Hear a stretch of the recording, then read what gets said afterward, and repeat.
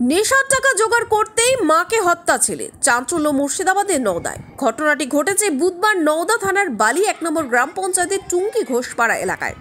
মৃতের নাম রায়ধনী মাঝি, বয়স তার 56 বছর। স্থানীয় সূত্রের খবর, ঋণের টাকা শোধ করার জন্যই মায়ের কাছে টাকা চাওয়া হয়। মা টাকা না দেওয়ায় ছেলের সঙ্গে বচসা শুরু হয়। শেষ পর্যন্ত নিজের মাকে কুপিয়ে খুন করে ছেলে বলে অভিযোগ। তার গলা কেটে দেওয়া হয়েছে। পরিবারের সদস্যদের দাবি, সকালে ঘর থেকে গলা কাটা রক্তাক্ত অবস্থায় উদ্ধার হয় দেহ।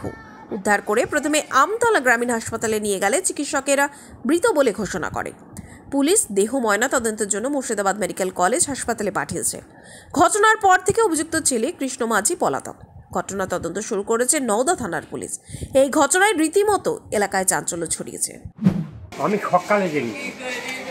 সকালে জানার পর ওই আমাদের ভাগিরা মনে করছি বোধহয় ফুল আনতে দিতে, যে ওখান থেকে ঘুরে এসে ঘরে ঢুকছি, যে চাদর দিয়ে ঢাকা আছে, চাদর দিয়ে ঢাকার পর আমি বলছি হাগো উঠো, গায়ে হাত দিয়ে তুলছি, দিয়ে দেখছি গলা কাটা।